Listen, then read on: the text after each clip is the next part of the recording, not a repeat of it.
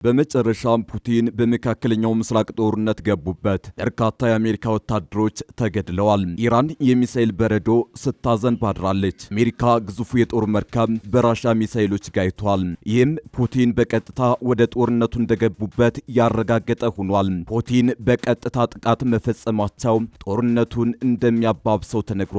ወዲህ ደግሞ ኢራንን የሚደበድቡት ተዋጊ ጀቶች፣ ሚሳኤልና ራዳሮችን የጫኑ የዩናይትድ ስቴትስ ግዙፍ መርከቦች በፊት ከነበሩበት አካባቢ ማፈግፈጋቸው ተዘግቧል። ትራምፕ እጅ እየሰጡ ያለ ይመስላል። ጭንቅ ሲመጣም እያፈገፈጉና ያግዙ የተማጽኖ እያሰሙ ነው። ኢራን ግን አራስ ነብር ሆና ጥቃቷን በኃይለኛው እየፈጸመች ነው። ሳልበቀላችሁ ወደ ኋላ አልመለስም እያለች ነው። የተወደዳችሁ የአንድ አፍታ ሚዲያ ቤተሰቦች እነዚህን ጉዳዮች በስፋት እንዳስሳለን። እንደተለመደው ቪዲዮን ላይክ በማድረግ ጥቂት ደቂቃዎችን አብራችሁን ቆዩ። አዲስ ዜና ከሜሪት ሪል ስቴት በጉጉት ሲጠበቅ የነበረው በመሃል ተክለ ሃይማኖት የሚገኘው ሱቃችን ተለቀቀ። ከ22 ካሬ ጀምሮ በ30% ቅድመ ክፍያ ይዘንሎት መተናል። ጥሩ ቦታ ለማግኘት ፈጥነው ከታች ባለው ስልክ ይደውሉ።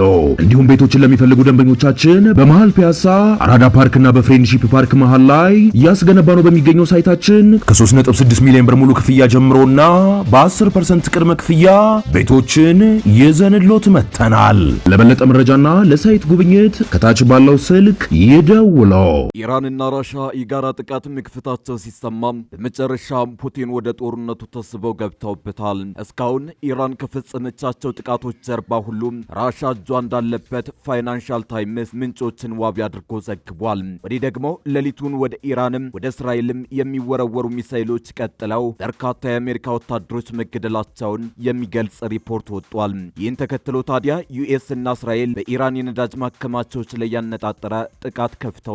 በአንጻሩ ኢራን የአሜሪካን ግዙፍ የጦር መርከብ በሚሳኤል አንድዳለች። ይህ የአሜሪካ ጦር መርከብ ላይ የተፈጸመው ጥቃት የራሻ ሚሳኤሎችን በመጠቀም የተፈጸመ እንደሆነ ሮይተርስ ዘግቧል። ፑቲን እንዲህ ያለውን ጥቃት በቀጥታ መፈጸማቸው ጦርነቱን ይበልጥ ሊያወሳስበው እንደሚችል ተፈርቷል። አሜሪካ የአየር ላይ የበላይነት በእርግጥም እያበቃ ነው። ሩሲያው የመከላከያ ኩባንያ በኢራን ላይ ተልእኮውን አጠናቆ ሲመለስ የነበረውን የአሜሪካውን ቢ2ቢ ስውር ቦምብ ጣይ አውሮፕላን የለቀቀውን የሬዲዮ ምልክቶች የኒው ሲስተም መጥለፍ ችሏል ሲል አስታውቋል። የዚህ ቦምብ ጣይ አውሮፕላን ዋነኛ መለያ ባህሪው በራዳር እንዳይታይ ተደርጎ መሰራቱ እንደሆነ ይታወቃል። ሆኖም የራሻው ሲስተም አውሮፕላኑ በኦፕሬሽኑ መጀመሪያ ምዕራፍ ላይ ፒትሮ 41 እስከ ፒትሮ 44 የተባሉ የጥሪ ኮዶችን በመጠቀም ይንቀሳቀስ የነበረውን የሬዲዮ ምልክት በተሳካ ሁኔታ መያዝ ችሏል።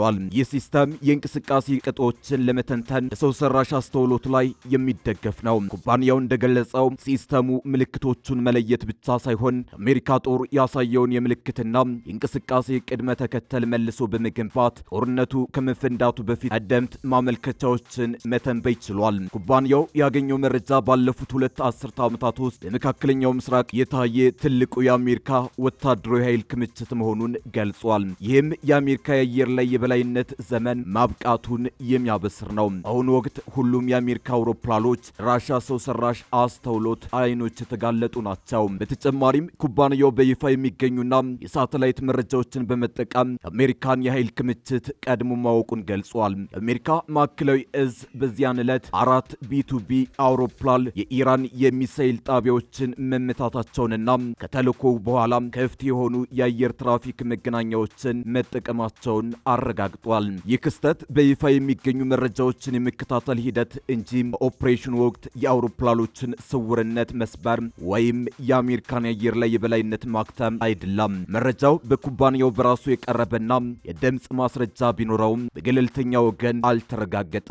ከኩባንያው መግለጫ ውጪ ምንም አይነት የምዕራባውያን ፍንጭ ይህን አላረጋገጠም። ሁሉም የአሜሪካ አውሮፕላኖች ራሻይን ስር ናቸው የሚለው አባባል ግን ማጋነን ነው። በሌላ በኩል የአሜሪካ ጦር አፈግፍጓል። በዚህም ትራምፕ ተናደዋል። ኢራንን የሚደበድቡ ተዋጊ ጀቶች፣ ሚሳኤሎችና ራዳሮችን የጫኑ የዩናይትድ ስቴትስ ግዙፍ መርከቦች በፊት ከነበሩበት አካባቢ ማፈግፈጋቸው ተዘግቧል። ኤአርዲ በሚል ምህጻረ ቃል የሚጠራው የጀርመን ቴሌቪዥን ጣቢያና ሌሎች የዜና ምንጮች የአሜሪካ ባለስልጣናትን ጠቅሰው እንደዘገቡት ቀይ ባህር ጅዳ አጠገብ መህለቁን ጥሎ የነበረው ዩኤስኤስ ጄራልድ ፎርድ እሳት ስለተያያዘበት ወደ በሳውዲ ክሬታ ወይም ግሪክ እየቀዘፈ ነው። የቃጠለው ምክንያት በግልጽ አልታወቀም። አንዳንዶች ከጀልባ የተተኮሰ፣ ሌሎች ከየመን የተወነጨፈ መሳሪያ ሲሉ፣ የተቀሩት ግን ከዚያው ከመርከቡ የተነሳ ነው ይላሉ።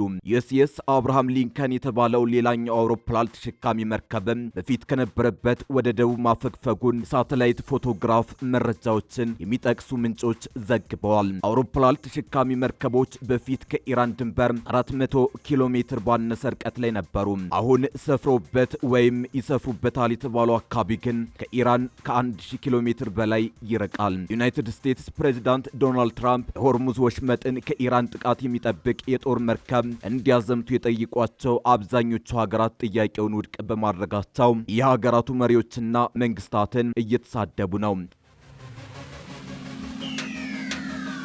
ትራምፕ ሀገራቸው የምትመራውን የሰሜን አትላንቲክ ጦር ቃል ኪዳን ድርጅት ኔቶ አባል ሀገራትን ሞኞች ብለዋቸዋል። የብሪታንያው ጠቅላይ ሚኒስትር ኪር ስታርመር ታላቅ ስህተት ሰሩ ሲሏቸው ቻይናን ለመጎብኘት የነበራቸው ቅድን ሰርዘዋል። የኢራንን የባሊስቲክ ሚሳይሎች፣ የባህር ኃይልና የኒውክሌር ጦር መሳሪያ ምኞቷን ለማምከን ተብሎ የተጀመረው ዘመቻ አካባቢው ያለመረጋጋትንና ዓለም አቀፍ የኢኮኖሚ ተጽዕኖ እየፈጠረ ነው። ከባድ የአየር ጥቃቶች ቢፈጸሙ የኢራን መንግስት ከስልጣን አልተነሳም።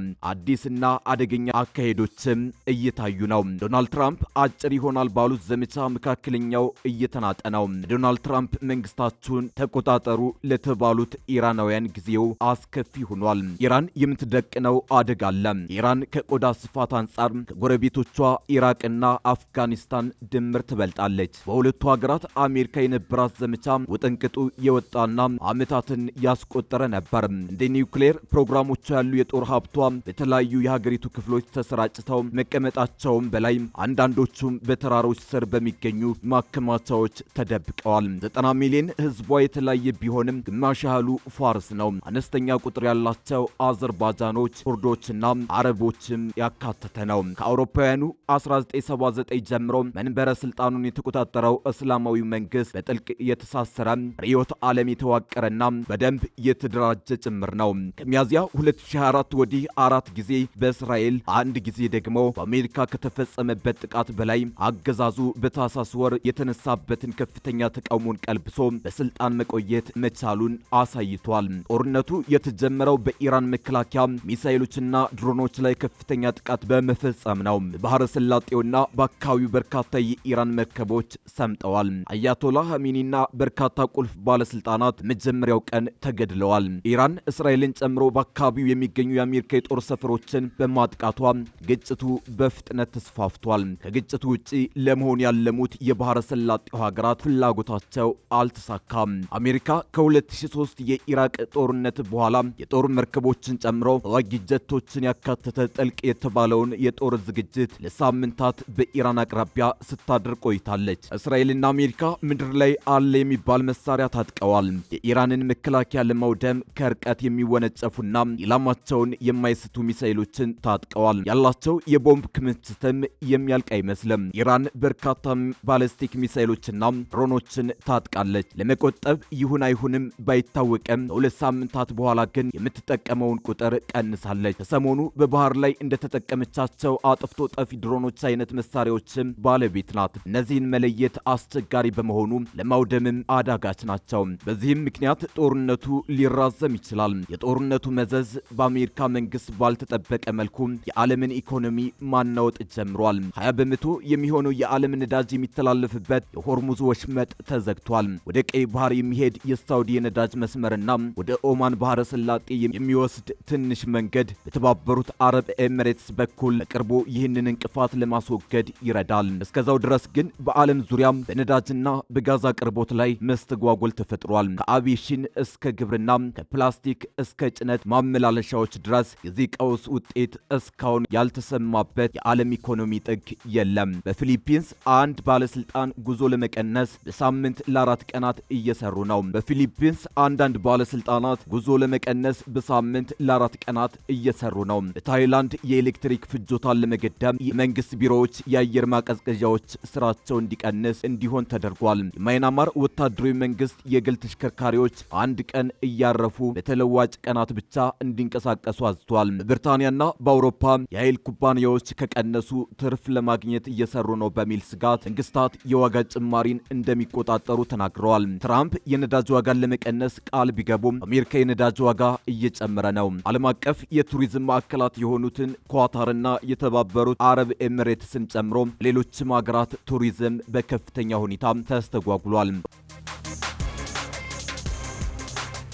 በ2025 የመጀመሪያው አጋማሽ በየቀኑ ሩብ ሚሊዮን መንገደኞችን ያስተናገደው የዱባዩ አየር ማረፊያ በኢራን ድሮኖች በተደጋጋሚ ተመቷል። ጦርነቱ ከተጀመረ ወዲህ በ10 ሺዎች የሚቆጠሩ ቱሪስቶችና ነዋሪዎች ከአካባቢው ሸሽተዋል። ባለፉት ቀናት ነዳጅ ጫኝ መርከቦች በኢራን ሚሳኤሎችና ፈጣን ጀልባዎች ሲመቱ አይተናል። ከእስራኤልና ከአሜሪካ ከፍተኛ ጥቃት ጋር የምትጋፈጠው ኢራን ቀላል፣ በአንጻራዊነት ርካሽ ግን ከፍተኛ ተጽዕኖ በሚፈጥር መንገድ ጥቃቱን ለመመከት ወስናለች። ይህ ጦርነት የፈለጉት ሁለት ሀገሮች ብቻ ነበሩ። የእስራኤሉ ጠቅላይ ሚኒስትር ቤንያሚን ኔታንያሁና ብዙ እስራኤላውያን ለአይሁድ መንግስት ህልውና ስጋት አድርገው የሚመለከቷትን ሀገር ለማሸነፍ ለአስርተ ዓመታት የዘለቀ ፍላጎታቸውን አልደበቁም። ዶናልድ ትራምፕ የኢራን የኒውክሌር ምኞቶች ለአንዴና ለመጨረሻ ጊዜ እንዲከሽፉ ይፈልጋሉ። ሁለቱ መሪዎች አንድ ዋና ዓላማ ቢኖራቸውም እዚያ በኋላ ስለሚሆነው ነገር ብዙ ስለማሰባቸው ግልጽ አይደለም። ሁለቱም የኢራን ህዝብ የራስን ዕጣ ፈንታ እንዲቆጣጠር ግልጽ ባልሆነ መንገድ ቢናገሩም ጦርነቱ ሊያስነሳው የሚችለው ትርምስ ግን ጋት የሚሆንባቸው አይመስልም። ሳውዲ አረቢያንና የተባበሩት አረብ ኤሚሬትስን ጨምሮ የዋሽንግተን የባህረ ሰላጤው ሀገሮች የሆኑት አገራት ጦርነቱ እጅጉ አስደንጋጭ ሆኖባቸዋል። አብዛኞቹ ኢራንን በጥርጣሬና በፍርሃት ቢመለከቱም ከአክራሪ ጎረቤታቸው ጋር የመኖር ዘዴን ለምደዋል። ኢራን ዓለም አቀፍ አለመረጋጋትን የማስከተል አቅም እንዳላት በሚገባ ቢያውቁም በኃይል ከመጠቀም ይልቅ የድርድር መፍትሄዎችን ማግኘት ይመርጣሉ። ኦማን በኒውክሌር አጀንዳ ዙሪያ በአሜሪካና በኢራን መካከል ስምምነት እንዲደረስ ያስቻለች መስላ ነበር። ጥቃቶቹ ከመጀመራቸው ከሰዓታት በፊት ግጭቱን ለማስወገድ ተስፋ በማድረግ ውጭ ጉዳይ ሚኒስትሯ በአሜሪካ ቴሌቪዥን ላይ ቀርበው ስምምነቱ በእኛ እጅ ውስጥ ነው ብለው ነበር።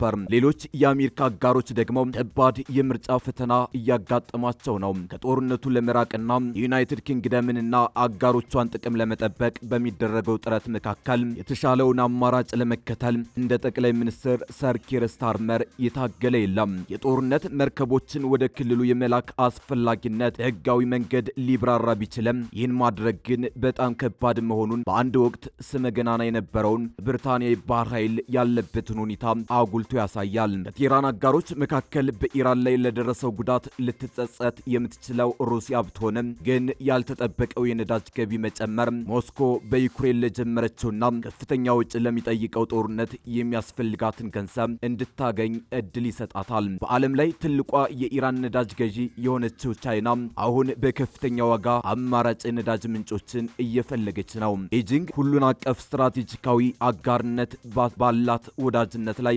የሚሰነዘረውን ጥቅምም መከላከል አልቻለችም። በተከታታይ የተመረጡ የአሜሪካ ፕሬዝዳንቶች በኢጃ ላይ ማተኮርና ያደረገች ባለችው ቻይና የሚያጋጥሟትን ኢኮኖሚያዊና ወታደራዊ ተግዳሮቶች ለመቋቋም መስራት አስፈላጊ መሆኑን ተናግረዋል። በኢራን የተደረገው ጦርነት መካከለኛው ምስራቅ አሜሪካንን ወደ ውስጥ የመሳብ ሰፊ መንገድ እንዳለው በድጋሚ ያሳያል።